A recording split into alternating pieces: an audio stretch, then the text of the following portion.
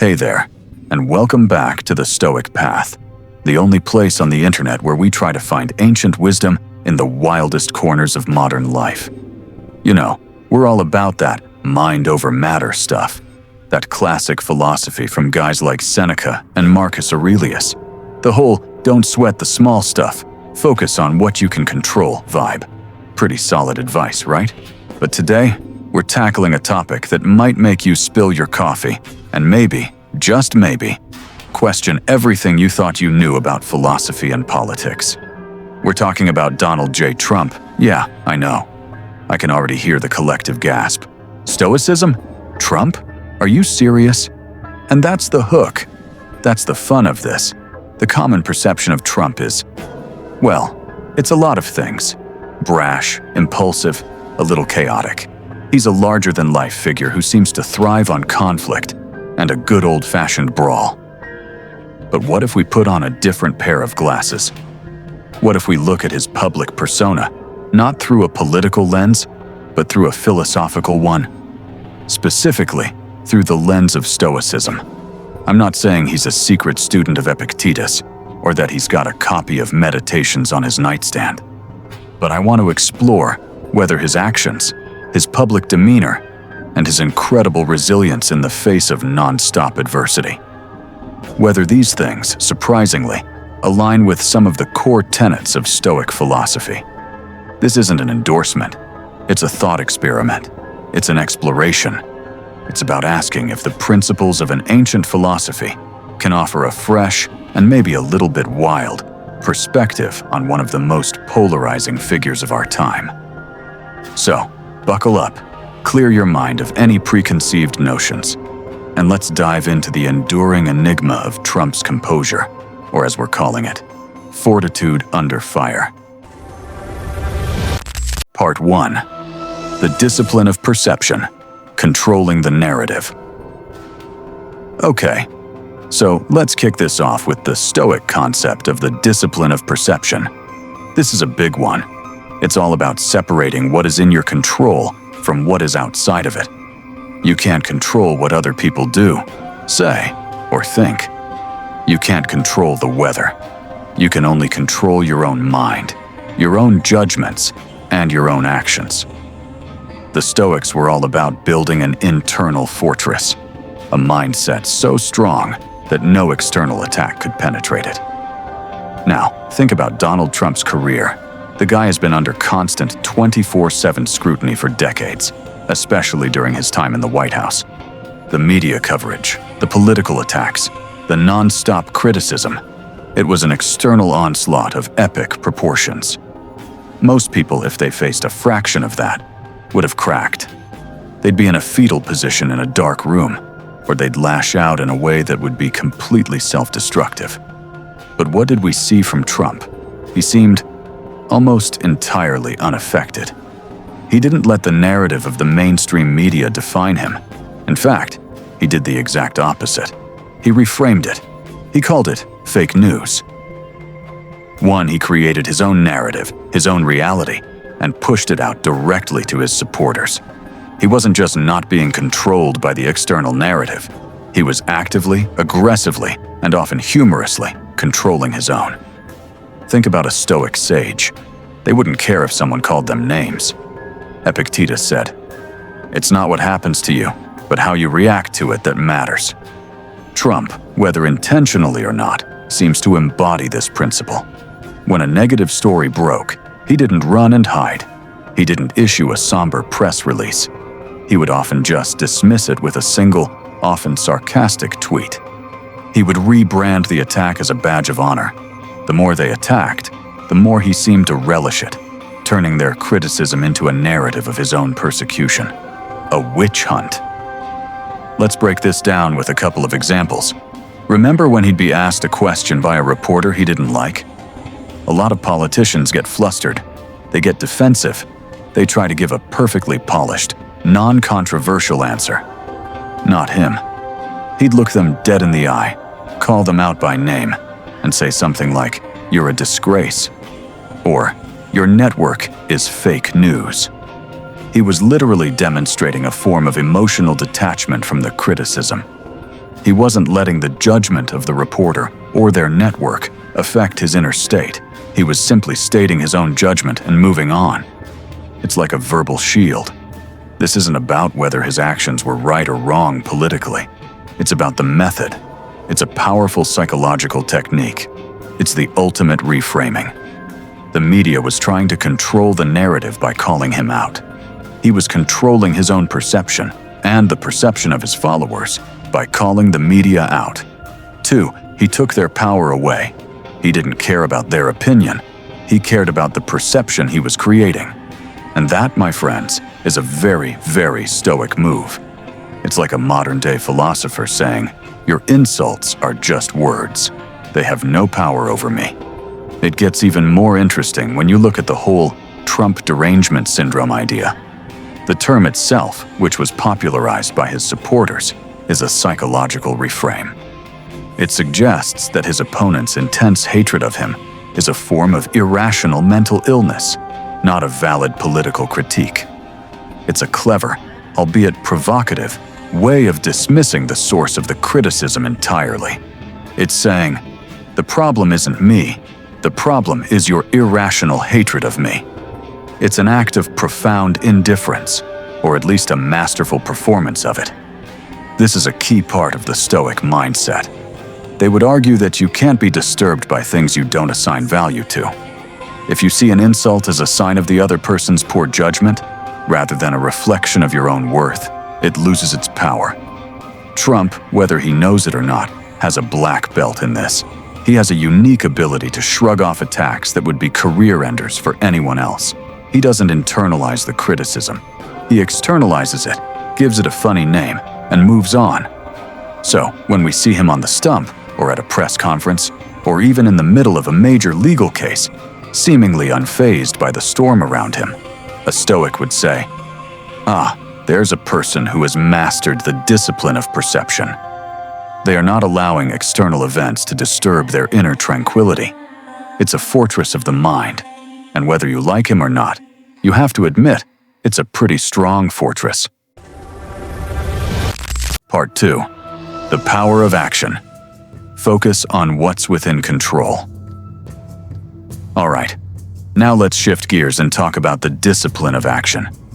This Stoic virtue is all about focusing your energy and effort on things that are within your control. You can't control the outcomes of your actions, but you can control the actions themselves. The goal is to act with purpose, to pursue your goals with relentless effort, and to not be distracted by the things you can't change. For a figure like Trump, who has faced an almost constant stream of legal challenges and political opposition, this principle is particularly relevant. You have to wonder, how does one person deal with all of that and still maintain a policy agenda and political goals? The answer, through a Stoic lens, is by focusing on what's within his power to do. Let's think about his first term. From day one, he was under investigation, facing protests, and dealing with a media that was, to put it mildly, not on his side. Most people would have spent all their time and energy reacting to every new headline. They'd be putting out fires, issuing denials, and getting bogged down in the mud. But Trump, more often than not, was proactive. He wasn't just reacting to the latest scandal, he was pushing forward with his agenda. He was focused on things he could control, appointing judges, negotiating trade deals, pushing for a wall. He would often ignore the outrage cycle and just talk about his America First policies. It's a classic example of not being paralyzed by external obstacles, but instead, relentlessly pursuing your own path. Remember the trade wars? He'd slap a tariff on a country, and the media would go wild, talking about economic apocalypse. He'd just smile and say, "We'll see." It was his way of saying, "This is what I am doing. This is the action I am taking. The outcome is not entirely in my control, but the action is, and I am going to see it through." This mirrors the Stoic emphasis on purposeful action. You set a goal, you take the steps to achieve it, and you accept that the results are up to fate. This is also where his famous philosophy, the art of the deal, comes into play. The book is all about a transactional, results-oriented mindset. It's not about being a people pleaser. It's about leveraging your strengths, understanding your opponent's weaknesses, and focusing on a single, desired outcome.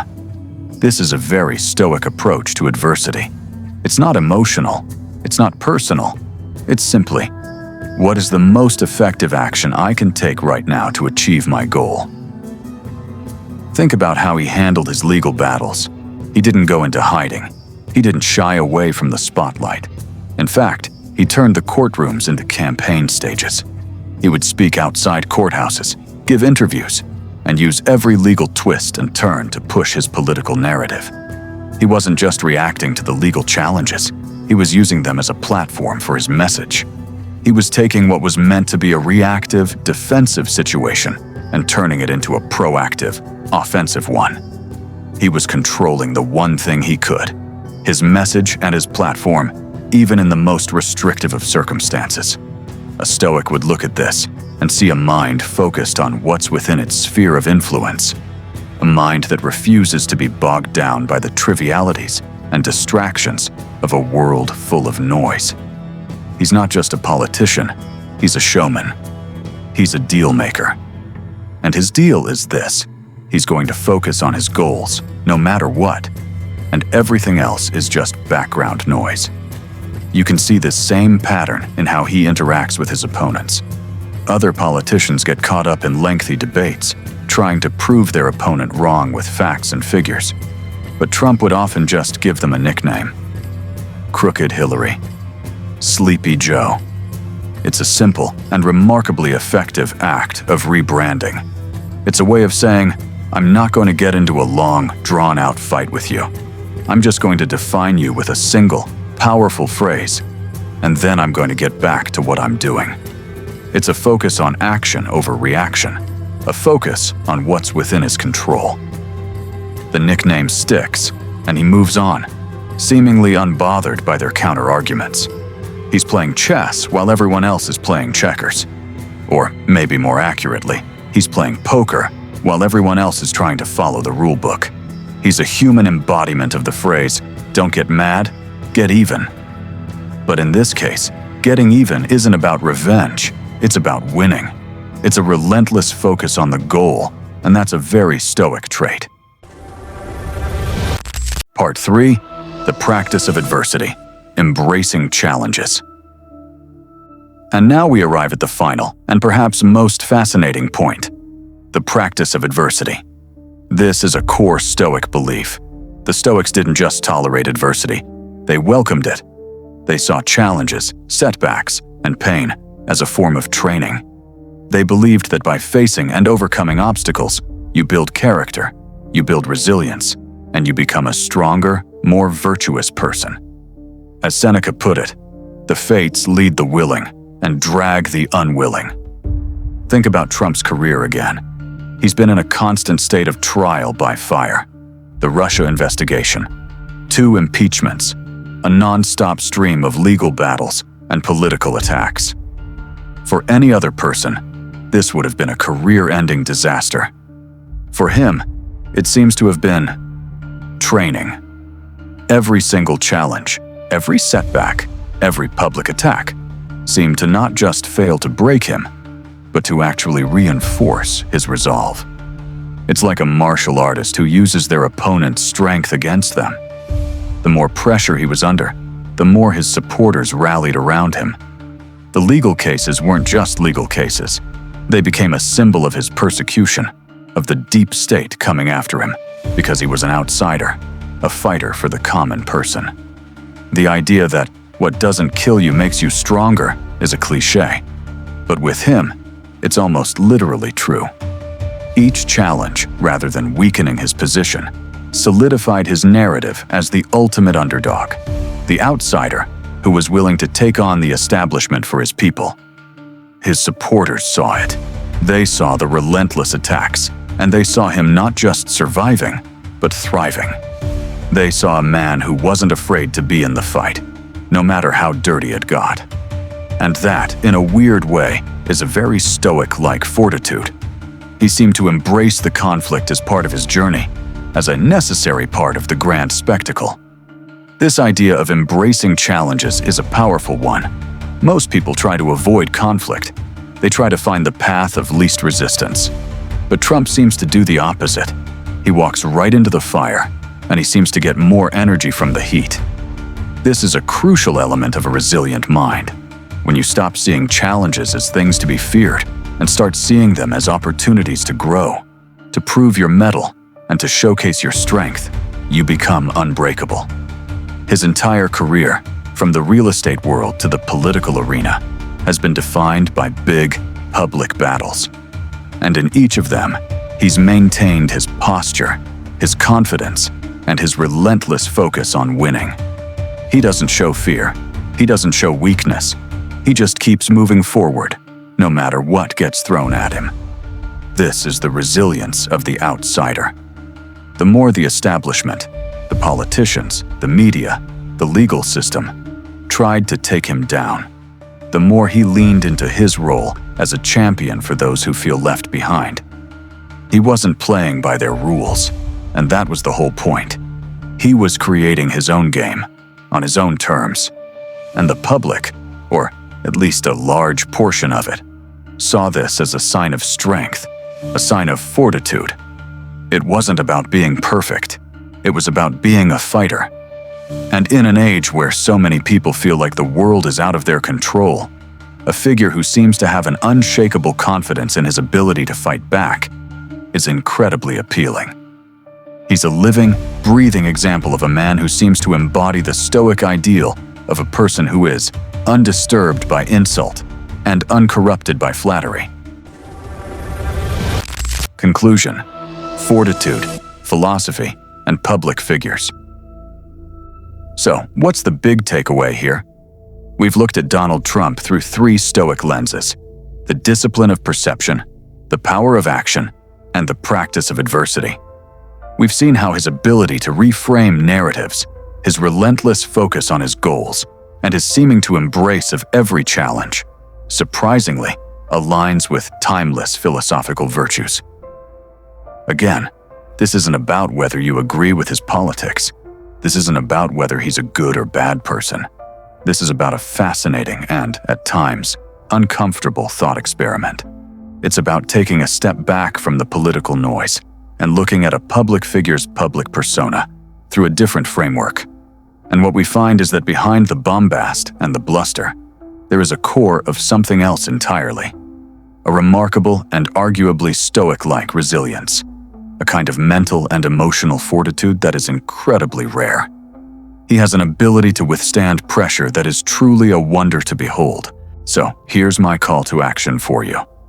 Next time you see a public figure, any public figure, don't just react to their political positions. Take a moment and ask yourself, how do their actions align with different philosophical principles? Are they acting with purpose? Are they controlling their perception? Are they using adversity to their advantage? Let's start a discussion. Let me know in the comments if you think this interpretation holds water. Is Trump a Stoic, whether he knows it or not? Or is this just a fun but ultimately silly thought experiment? And who else can we analyze through a philosophical lens? Maybe we'll look at someone completely different next time. If you enjoyed this wild philosophical ride, be sure to hit that like button. Let me know what you think in the comments below. And don't forget to subscribe and ring that notification bell so you don't miss our next video. Until next time, stay stoic, my friends.